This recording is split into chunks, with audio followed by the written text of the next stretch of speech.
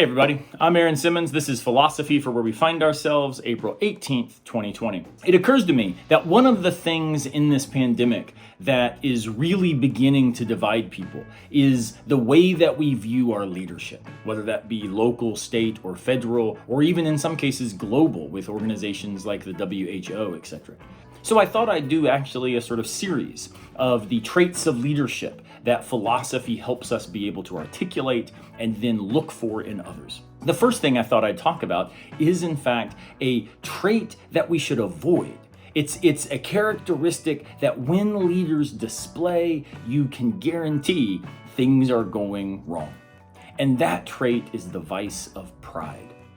Leaders must be good at what they do. They have to be confident about their ability to see and make decisions and be trustworthy relative to their judgment.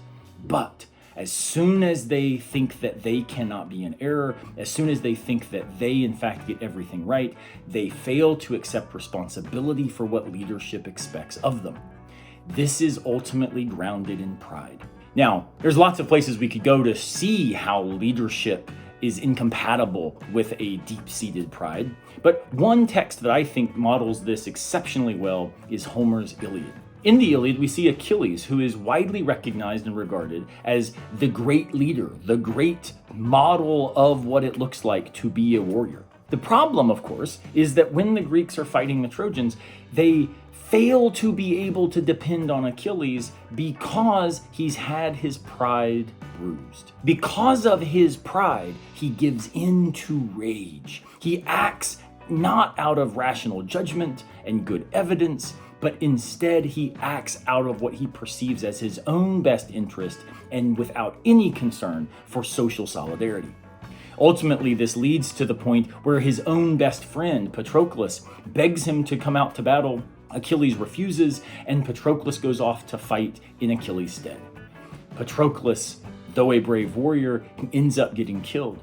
And this sends Achilles even further into what we could call, following the scholar Leon Golden, the abyss of human degradation.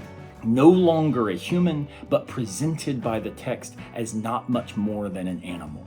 No longer guided by reason, but simply by his appetite, by his prideful, rageful desire to conquer. But Homer does not leave Achilles there, and he does not leave us in that abyss either.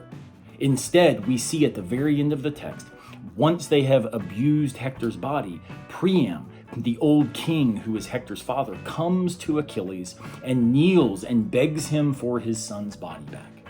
And Achilles, recognizing in Priam the loss that he felt when he lost Patroclus, his best friend, he has a moment of connection, of sympathy.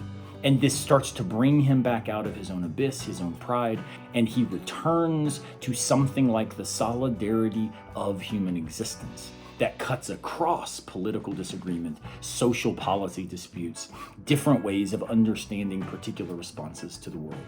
It's in that moment when Achilles makes a connection with Priam that he actually becomes a leader worth following. Because at that moment, he models not only courage and bravery and competence, but he models compassion. He models responsibility, and he takes on himself the hard decision to say, we remain part of the same human community, even though we are on opposite sides of the battlefield. May we learn from Achilles, learn from Homer, that pride is antithetical to good leadership. Thanks again for watching. I hope you enjoyed today. We're going to do more on leadership because I think this really is an issue for our time. I'll see you tomorrow unless a piano falls on our heads.